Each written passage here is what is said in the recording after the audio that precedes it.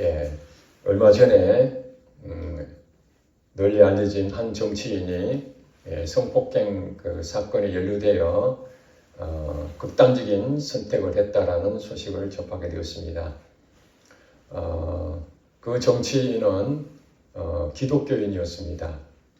그것 때문에 더 큰 충격을 우리에게 줬다고 봅니다. 예수님을 믿는 사람들은 영원한 나라, 천국의 소망을 가지고 살아갑니다. 그렇지만은 예수를 믿지 않는 사람들은 천국의 소망을 갖지 못하기 때문에 이 세상이 단 한 번뿐인 인생이라고 생각할 수 있습니다. 그러나 인생의 단 한 번뿐인 이 삶에서 우리가 항상 좋은 일만 있는 것이 아니라 때로는 어려움과 고통과 힘든 일들이 찾아오게 됩니다. 감당할 수 없는 그런 일을 만나게 될 때에 우리는 한 번쯤은 고민하게 됩니다. 이 문제를 어떻게 해결해야 될 것인가.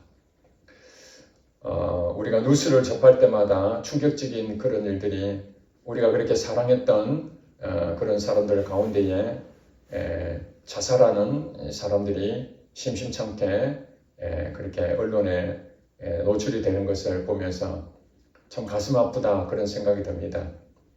우리나라는 OECD 회원국 가운데에 자살률 불행하게도 1위를 가지고 있습니다.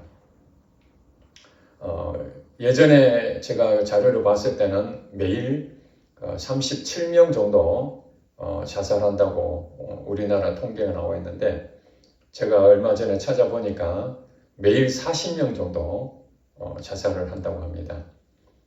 자살하는 이유가 여러 가지 있을 것입니다. 아무래도 자살 가운데 가장 큰 것은 경제적인 문제가 크다고 봅니다. 우리가 돈이 있어야 되는데 필요한 만큼 돈이 없다든지 그러면은 정말 비관할 수밖에 없죠. 특별히 먹고 살아야 되는데 자녀들까지 있으면은 부모로서 이 일을 어떻게 해결할 것인지 미래가 보이지 않고 그래서 집단 가족 자살하는 동반 자살도 심심찮게 우리가 듣게 됩니다. 우리가 자살하는 부분에 있어서 특별히 자살하는 사람들에 대해서 우리가 내용을 들어보면은 정말 말도 안 되는 그런 일들을 겪었다. 그런데도 너무 쉽게 목숨을 끊는 거 아닌가. 특별히 요즘은 그 자살 사이트라는 것이 있다고 합니다. 저는 한 번도 본 적이 없는데 자살을 혼자 하기에는 너무 두려우니까 자살을 같이 할 사람들 마치 동호회 하는 것처럼 사이트를 통해 가지고 그 가입해서 여러 사람이 동반해서 이렇게 자살을 하는 경우가 많이 발생하고 있습니다. 특별히 젊은 층 가운데에 더 많은 그런 일들을 하고 있다고 보여집니다. 우리 크리스찬 가운데서도 자살을 하면 안 되는데 크리스찬 가운데서도 자살하는 사람이 꽤 있는 것 같습니다. 제가 몇 년 전에 대형교회에서 그 목사님이 설교하는 가운데 그렇게 말씀하시는 걸 들었습니다. 그분이 말씀하시니까 아마 믿을만 하겠죠. 자기 교회에 매년 불행하게도 몇 명씩 자살한다는 얘기를 했습니다. 여러분 다른 데도 아니고 교회에서 그 한 교회만 매년 몇 명씩 자살한다는 것이 얼마나 충격적인 일입니까? 교회를 다니는 사람들은 천국의 소망을 가지고 있는 사람들인데 어떻게 자살을 할 수 있을까? 그런 생각이 듭니다. 심지어는 목사도 자살하고 장로도 자살하는 그런 일들이 발생하고 있습니다.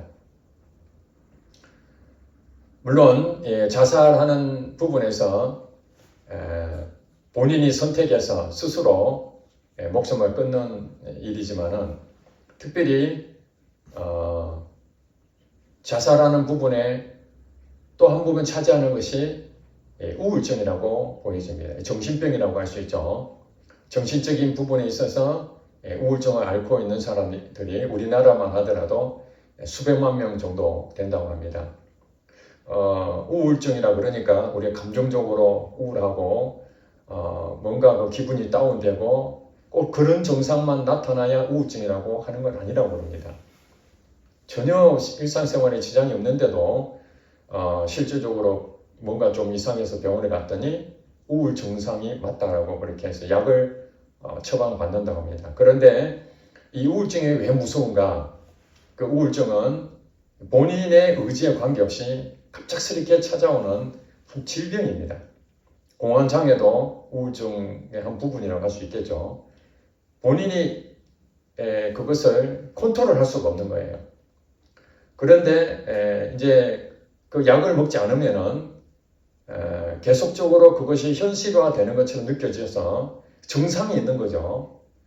실질적으로 아픈 그 우리가 말하는 병명이라고 할 수는 없습니다. 그런데 증상이 있는 거예요. 그 증상 때문에 고통을 당하게 되는데, 저희 이제 아시는 분들도 이제 우울증 걸리신 분들이 여러 사람 있는데, 제가 이제 얘기를 들어보면은 사람들을 첫째 만나고 싶지 않아요. 왜냐하면 우울증이라는 그 증상 자체가 혼자 있고 싶어하는 그런 특성이 좀 있는 것 같아요. 그러니까 자꾸 이렇게 사람들하고 관계가 차단되고 홀로 있게 되면은 이제 어떤 생각이 온갖 잡념이 생기게 되고, 그러면서 죽고 싶다라는 마음이 저절로 그렇게 들어가는 것 같아요.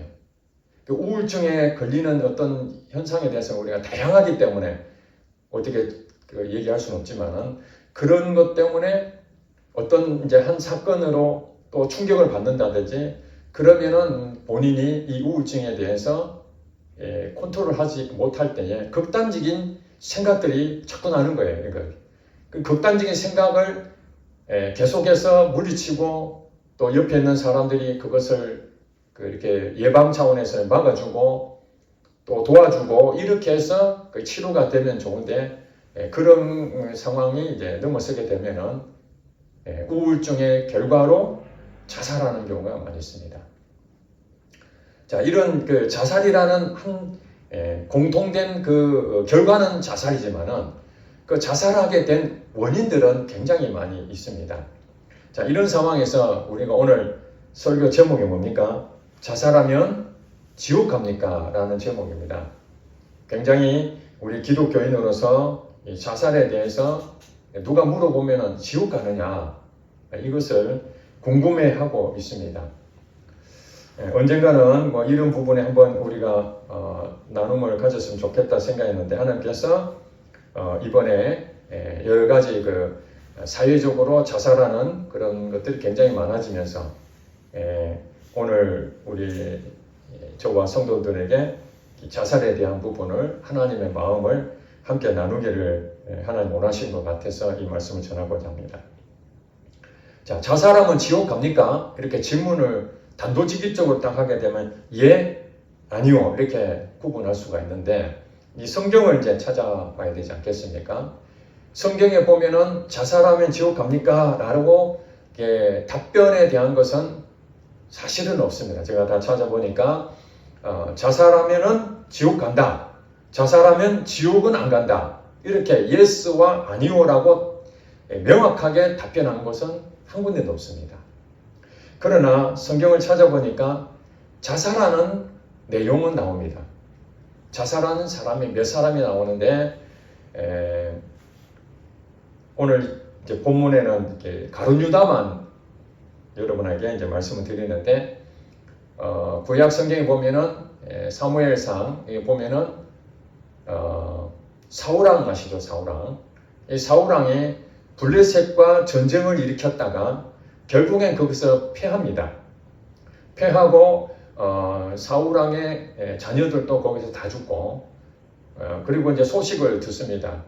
자기 아들들이 다 죽었다. 나라가 이제 어떻게 말하면 이제 블레셋에게 패전했다는 소식을 듣고, 왕이니까 책임감 있지 않겠습니까? 그래서 내가 더 이상은 살 수가 없구나. 그래서 옆에 있는 무기 든 병사가 있었는데 그 병사 보고 자기를 죽여달라고 그랬습니다. 그런데 그 병사가 마음이 연약해서 내가 어찌 왕을 죽일 수 있습니까? 저는 죽일 수가 없습니다. 그렇게 하니까 그 칼을 그래서 자기 자신이 스스로 자결을 하는 거예요. 자결. 사울왕은 자기 스스로 목숨을 끊습니다. 그걸 보고 있던 무기 든 병사도 왕이 자기 옆에서 죽은 걸 보고 충격을 받고 자기도 스스로 목숨을 끊습니다. 이 사건이 이제 나오죠. 이미 이 내용도 하나님께서 그 전에 미리 말씀을 다 하셨습니다. 사울왕이 죽을 것이라는 것을 말씀을 하셨습니다. 죽을 것이다 했는데 자살하게 된 것이죠. 그리고 다윗 시대에 가면은 다윗의 아들이 많이 있었는데 그 중에 한 아들이 압살롬이라는 아들이 있었습니다. 그 압살롬이 반역을 일으켜서 다윗 왕을 왕에서 쫓아냈습니다. 아버지를 쫓아내고 자기가 왕이 됐습니다. 왕이 됐는데 다윗을 따르는 사람들이 있었지 않겠습니까? 그래서 다윗을 어떻게든지 다윗하고 그 다음에 이제 이 압살롬 현재 왕이지만은 아버지의 그 관계에 있는 사람들하고 계속적으로 관계가 대적 관계가 돼 있기 때문에 아버지를 이제 어떻게든지 공경에 빠뜨리기 위해서 어떤 그 계획을 세워야 되는데 그 우리가 말 책사 왕을 도와주는 어떤 계략 지략가라고 이제 할 수 있는 사람이 두 사람이 있었습니다. 한 사람은 후세였고 한 사람은 아히도벨이었습니다. 근데 후세는 사실은 그 현재 압살롬 왕의 지금 신하로 지략가로 같이 활동하고 있지만은 마음은 다윗의 편이었습니다. 그런 아히도벨은 전적으로 압살롬 편이었습니다. 그래서 이제 다윗을 어떻게 이길 수 있을 것인가 하는 그 전략을 짜는데 아히도벨이 얘기한 전략과 후세는 다윗이 죽으면 안 되잖아요. 그래서 그것을 좀 다른 방법으로 이렇게 건의를 했습니다. 그랬는데 하나님의 은혜로 하나님 역사하셨겠죠. 그래서 압살롬이 아히도벨의 말을 듣지 않냐고 후세의 말을 듣게 됩니다. 결국에는 후세의 말로 인해 가지고 압살롬이 패하고 다윗이 다시 복권하는 그런 일이 생기게 됐죠. 아히도벨은 자기가 압살롬을 위해서 최선을 다해서 그렇게 전략을 짜뒀는데 자기 말을 듣지 않고 결국에는 이제 압살롬이 죽고 그러니까 자기 주인도 이제 잃었으니까 자기는 더 이상 여기 있을 수 없다 해서 고향으로 돌아가서 성경에 보니까 스스로 목을 매 죽으니라 이렇게 나옵니다. 아히도벨도 집으로 가서 스스로 목매서 죽었습니다. 자살했습니다. 그리고 이제 그 이스라엘 왕이었던 시므리 왕도 자살했다라는 내용이 나오고 그 다음에 오늘 본문 신약 성경에는 가룟 유다가 자살했던 내용이 나옵니다. 여러분 잘 아시다시피 예수님의 12제자 가운데 이 가룟 유다가 신임을 얻고 있었습니다. 그리고 재정을 맡고 있었다는 얘기죠.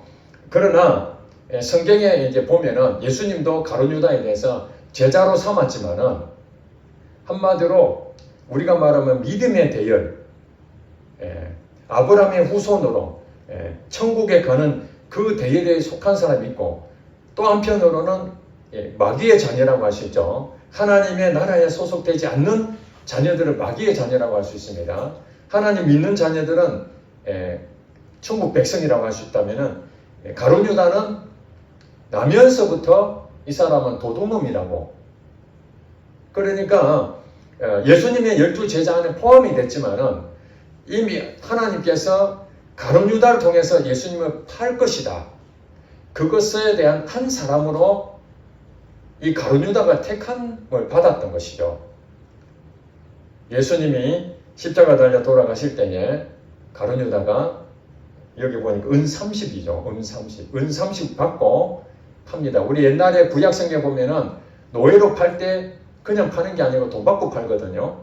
그런 것처럼 요즘으로 말하면은 그 매매하는 거나 똑같은 거죠. 물건처럼 취급했었어요, 과거에.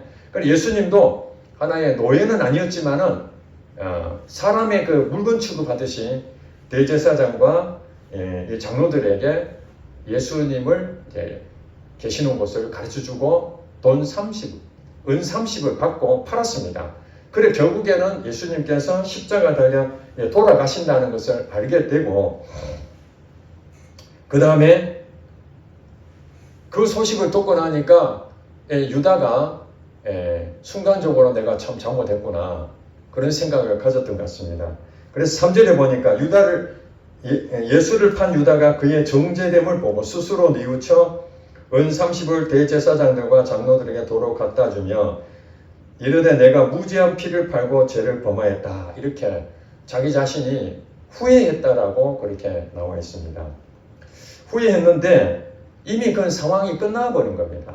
십자가 달려 이제 돌아가실 준비가 다 되어 있는 상태에서 이제 물을 수가 없는 겁니다. 그러다 보니까 돈은 다시 돌려줬던 것 같아요. 그러니까 유다가 5절에 보니까 은을 성수에 던져놓고 물러가서 어떻게 됐다고요? 스스로 몸매어 죽은지라 자살했다는 것입니다.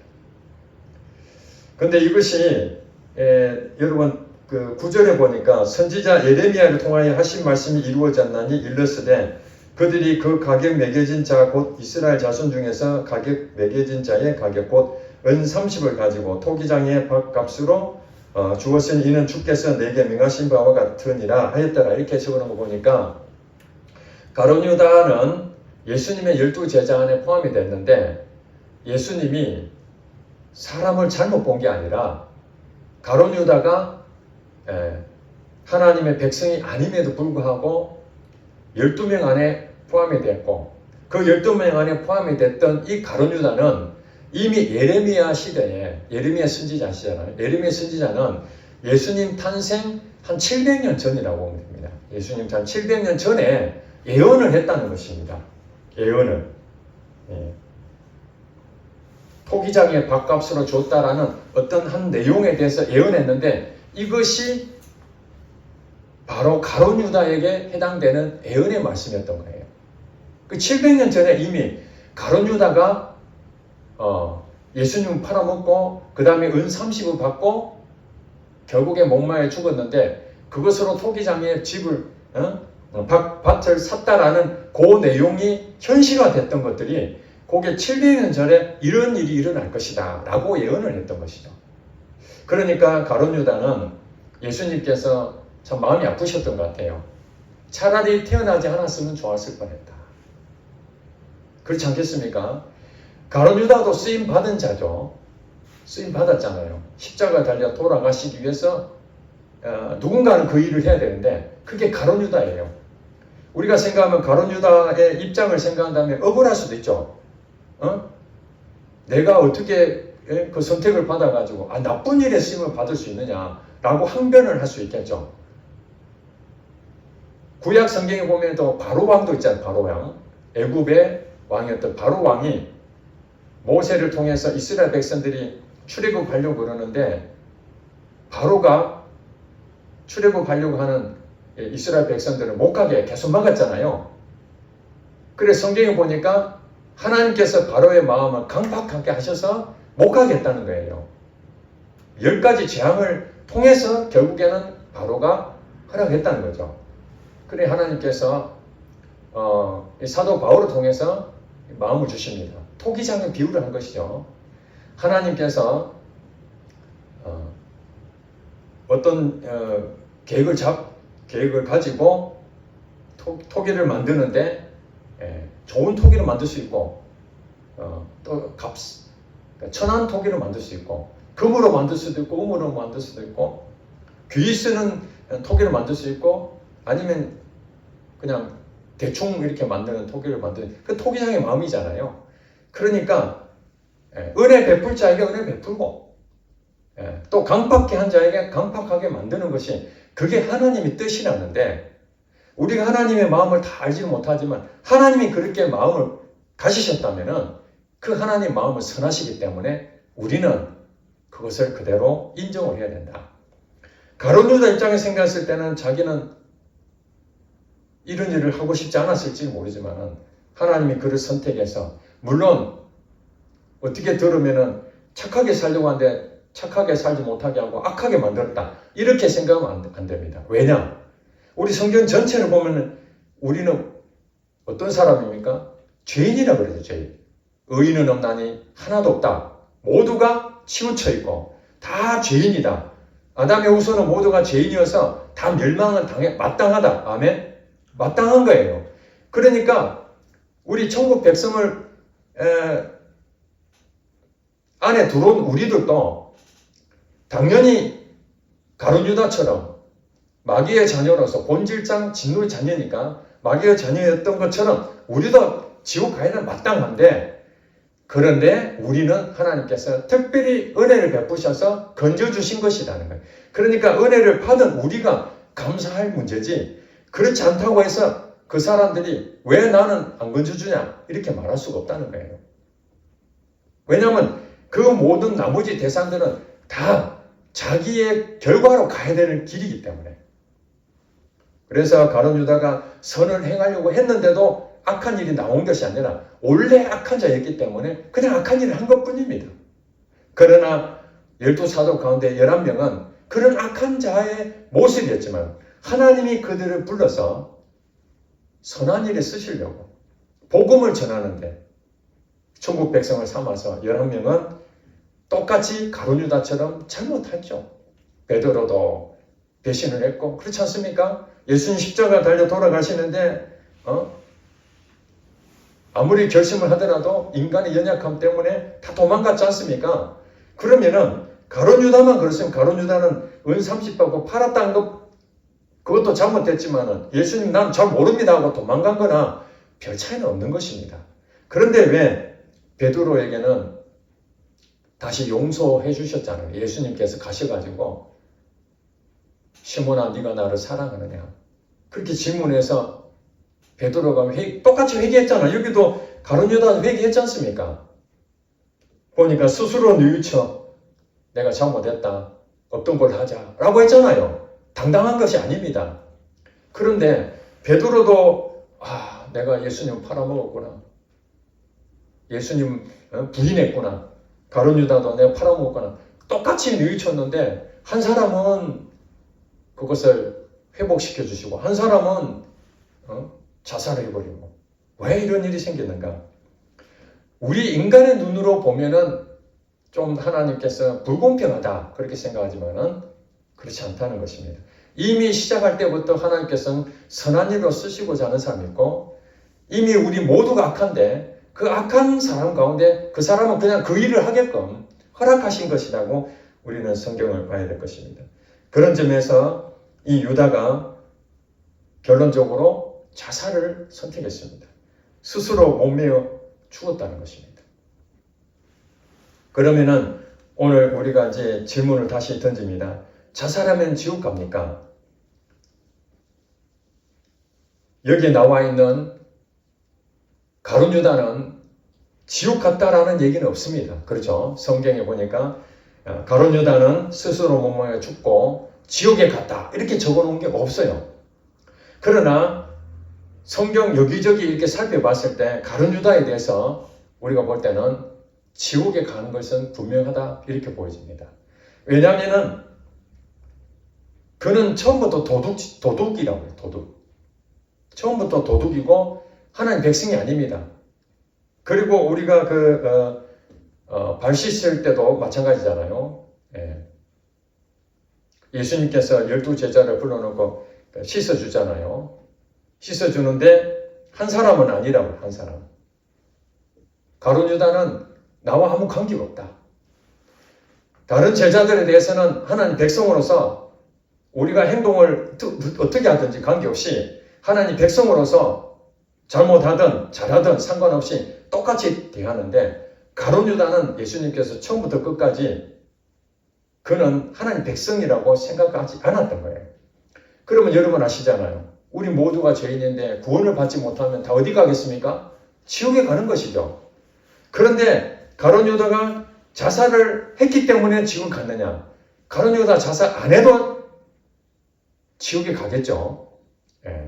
결론적으로 자살을 했기 때문에 지옥을 가고 자살을 안 했기 때문에 지옥에 안 간다. 이런 논리는 안 맞다. 그렇지만은 오늘 본문에 있던 이 가룟 유다는 그 개인적으로 봤을 때 자살 때문이든 아니든 상관없이 지옥에 간 것은 분명해 보인다. 그렇다면 우리가 성경을 봤을 때 자살하는 것에 대해서 지옥을 간다라고 성경이 안 나와 있으니까 그러면은 자살해도 괜찮겠네. 여러분 그렇게 생각이 되십니까? 지옥에 가지 않으니까 내가 자살할 수도 있는 거 아니겠나 이렇게 생각하는데 우리가 자살하면 안 되는 이유가 있습니다. 그게 더 중요하죠. 자살하면 안 돼. 이 몸은 누가 주셨습니까? 하나님이 주신 줄 믿습니다. 이 몸은 부모님이 나를 통해서 부모님이 나를 이 땅에 보내신 그 일을 하나님을 통해서 일하신 거죠. 부모님을 통해서 자녀들이 이 세상에 왔습니다. 우리 마음대로 온 것이 아닙니다. 우리가 선택한 것이 아닙니다. 나의 주어진 이 생명이 내가 태어나고 싶다고 태어난 게 아니고 내가 선택권이 하나도 없습니다. 그저 하나님께서 계획하시고 어느 부모 밑에 우리를 어느 시대에 어느 나라에 어디로 가라.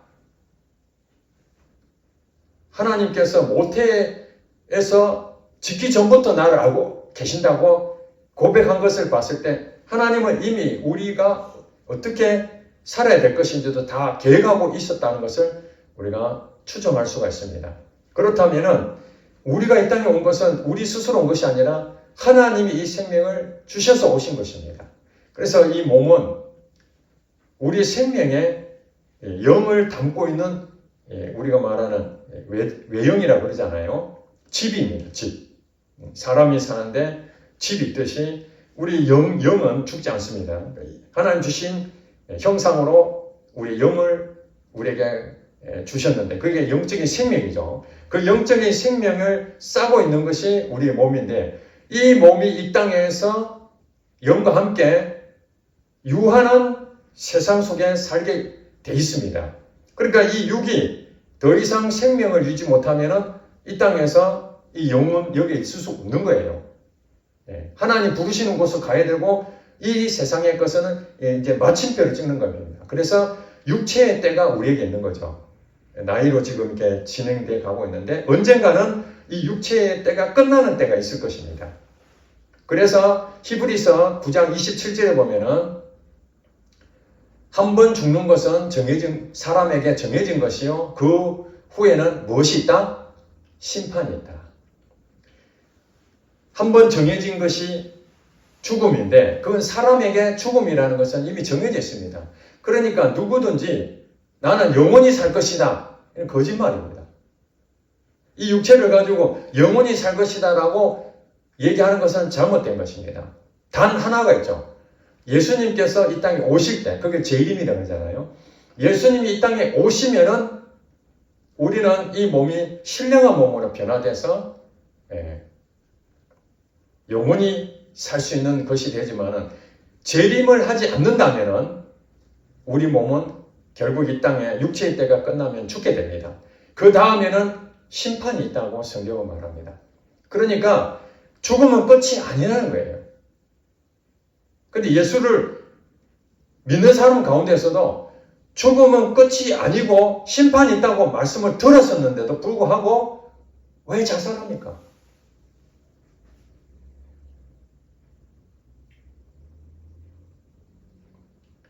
지옥에 가지 않기 때문에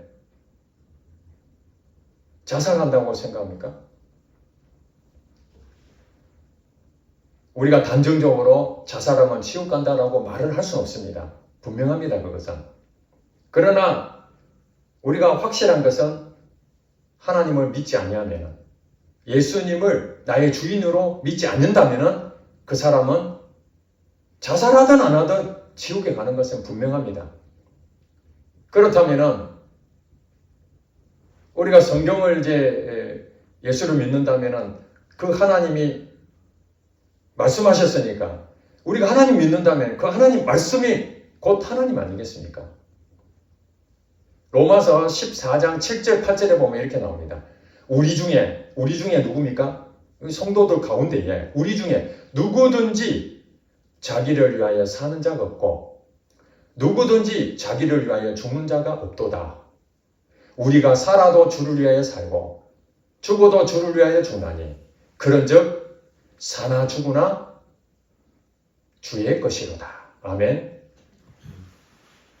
사도 바울이 그렇게 말합니다. 우리 중에 누구든지 자기를 위하여 사는 자가 없고, 즉 말해서 내가 지금 살고 있는데 나를 위해 사는 게 아니라는 거예요. 죽는 것도 나를 위해서 죽는 게 아니라는 거예요. 살아도 주를 위해서 살고 죽어도 주를 위해서 죽는 것인 거예요. 왜냐하면 나는 주님의 것이기 때문에. 이렇게 명확하게 설명하고 있습니다. 자, 그런데 이 몸은 내 몸이 아닌데 이 몸은 하나님 것이고 이 몸은 하나님을 위해서 살아야 된다라고 분명히 말씀했는데, 그렇다면 예수를 믿는 사람은 나의 주인이 하나님이니까 하나님 말씀대로 살아야 되는 거 아니겠습니까? 그런데 자살을 해버렸다. 그 얘기는 내 몸을 내 마음대로 사용했다는 것이잖아요. 지옥에 갔는지 안 갔는지 그건 두 번째 치고, 내 몸을 잘 관리하고 이 땅의 육체가 끝나는 그날까지 이 몸은 영혼을 담고 있기 때문에 이 영혼이 하나님이 위해서 쓰임 받아야 될 그런 일들 때문에 이 몸도 같이 있어야 되잖아요. 내 몸이 부실하고 내 몸을 관리를 못하면은 내 영도 그 영향을 받게 되지 않습니까? 그러니까 내 몸을 잘 보살펴야 됩니다. 그랬는데 이 몸을 학대하거나 건강 관리를 안 한다거나 결국에는 극단적으로 자기 몸을 해버리니까, 극단적인 선택을 함으로써 이미 육체의 때가 끝나버려서 그 영혼은 어디 가겠습니까? 둘 중에 하나 아닙니까? 하나님 나라에 가든지 지옥에 가든지 둘 중에 하나인데, 하나님께서 우리에게 주신 그 사명이 무엇입니까? 살아도 나를 위해 사는 것이 아니라 주를 위해 살고, 죽어도 나를 위해 사는 것이 아니라 주를 위해 죽는다는 것이니까, 하나님이 내보고 죽으라면 내가 죽는, 그게 순교죠. 내가 죽고 싶다고 죽는 게 아닙니다. 그러나 순교의 자리가 있었을 때 내가 죽음을 당하는, 그것도 주님의 영광이 되는 것이고, 내가 지금 죽는 것이 아니라 여러분들이 살고 있는 것 자체가, 그것이 바로 주님을 위해서 사는 것입니다. 그래서 사도 바울이 먹든지 마시든지 무엇을 하든지 하나님의 영광을 위하여 하라. 먹든지 마시든지 무엇을 하든지, 이것이 무엇입니까? 살아있는 것이죠. 살아있는 동안은 우리는 뭐 해야 된다는 거예요? 하나님의 영광을 위해서 사는 겁니다.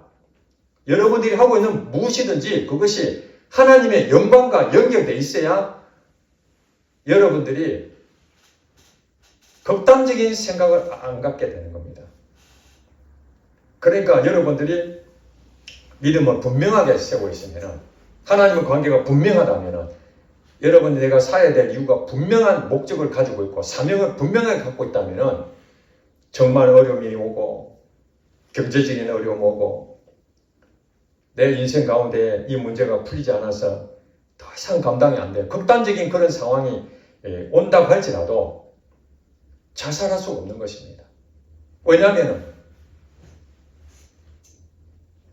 하나님이 내게 주셨기 때문에, 그것을 알기 때문에 내 몸은 내 마음대로 할 수가 없다는 것입니다.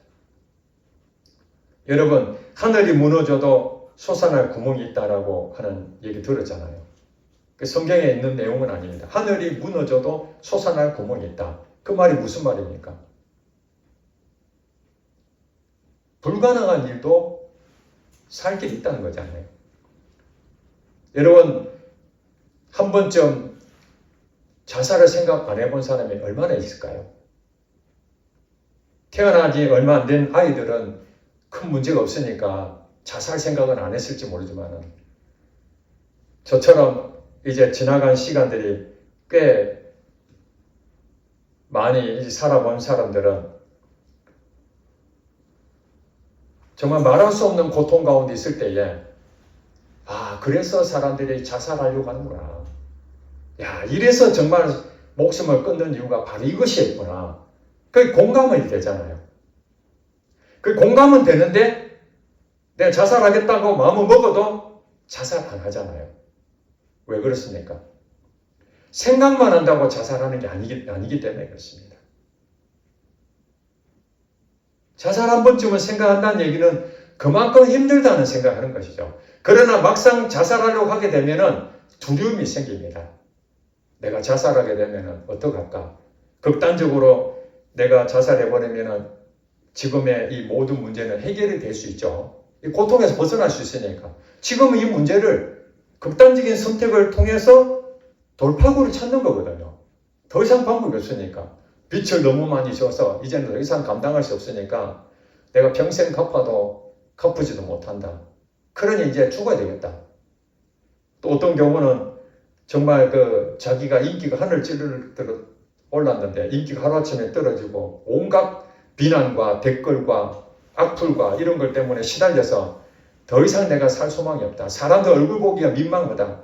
그래서 결국엔 극단적인 선택을 하는 경우가 대부분인데, 근데 곰곰이 생각해 보면은 아무리 인기가 떨어지고 수치를 당하고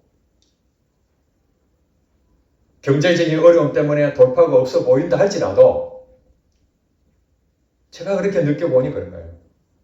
다 그것은 실이 풀어지듯이 완벽하지는 않을지라도 그것은 다 해결이 된다는 거예요.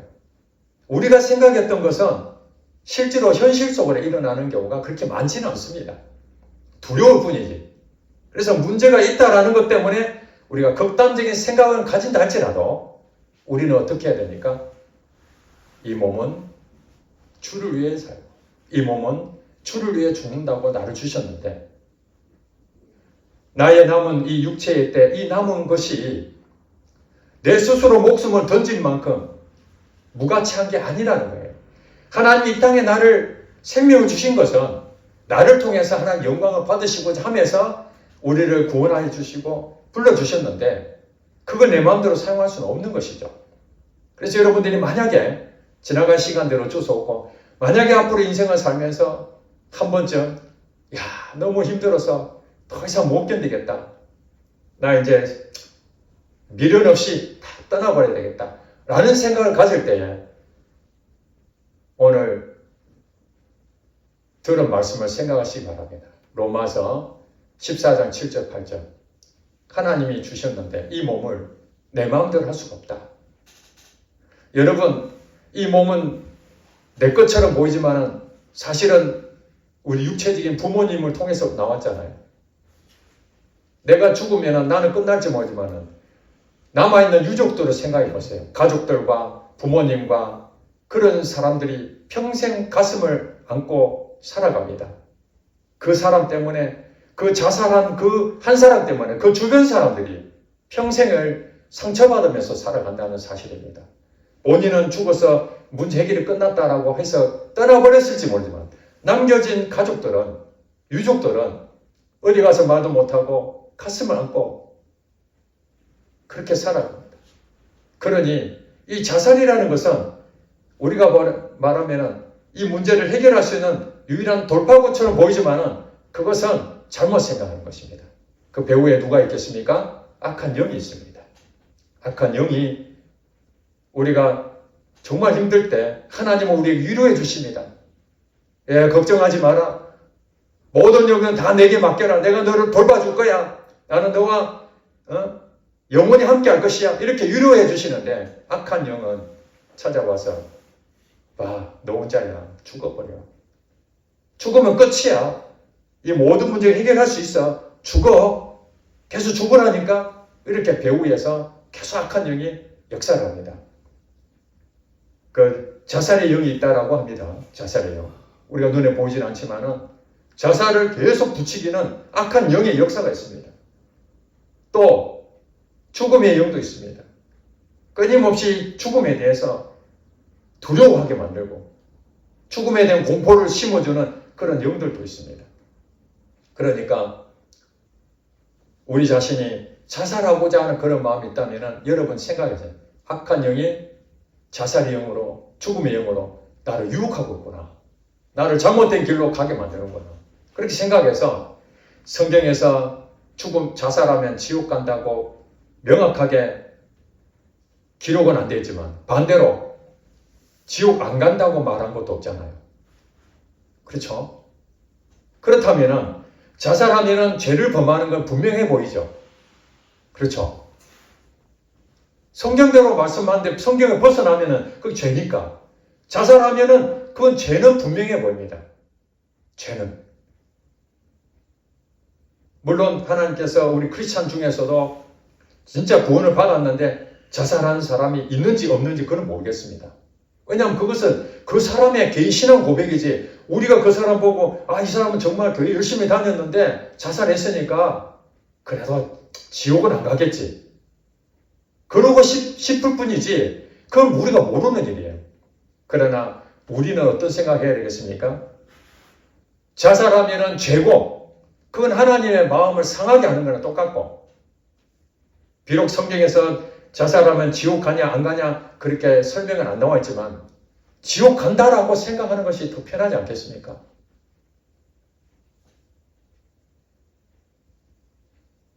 자살하면 지옥에 가. 여러분 지옥은 안 가고 싶잖아요. 그렇지 않습니까? 그렇게 해서라도 지옥에 갈까봐 그렇게 해서라도 자살하지 않는다면 그게 유익할 것 같아서, 감히 여러분에게 자살하면 지옥 갑니까? 물어보면 성경적으로는 지옥 간다 안 간다 설명은 없습니다. 그러나 우리가 극단적으로 자기 몸을 상하게 해서 이 세상을 본인이 스스로 목숨을 끊는다면 그건 죄를 짓는 게 분명한 것이고, 그렇다면 우리가 자살하지 않을 수 있는 방법이 있다면 지옥 간다라고 생각을 해야, 그래야 그것을 피할 수 있지 않겠는가.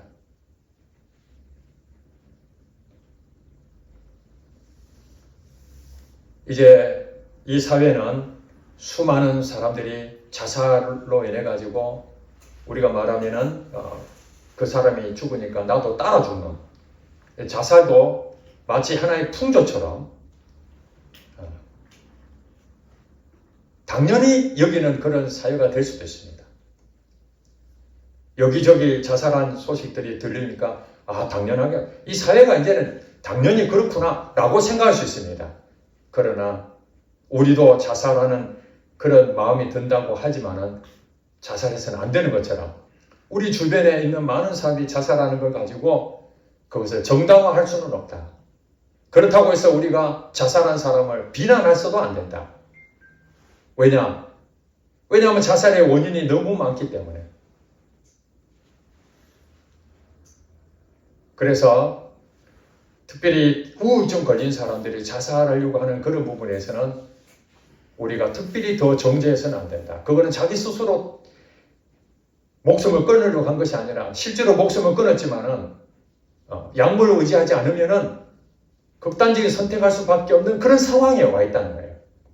그렇기 때문에 우리가 모든 사람들이 자살했다고 정죄할 것은 아니고 안타깝게 여기고, 또 우리 자신들은 그런 극단적인 상황에 올 때에 하나님 주신 몸, 하나님 주신 이 사명, 마지막이 한 번 죽고 끝나고 또 다른 인생이 있다면 두 번째, 세 번째 윤회처럼, 불교 윤회처럼 계속 한다면 목숨 한번 끊는 게 뭐 대수입니까? 한번 끊고 다음에 또 내년 다음 생에는 잘하면 되잖아요. 그러나 성경에 보니까 한 번 죽는 것은 사람에게 정해진 것이요 그 후에는 심판밖에 없습니다.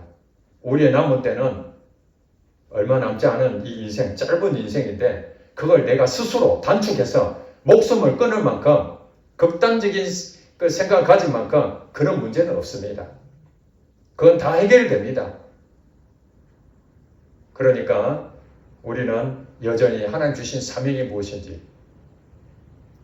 주를 위해서 쓰임받고, 또 극단적인 그런 상황이 오더라도 하나님께서 반드시 나와 함께 하신다는 이 믿음을 잃지 않고 간다면은 우리는 영원한 나라,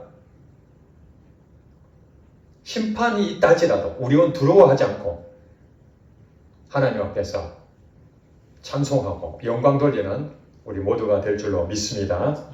기도하겠습니다. 하나님 아버지,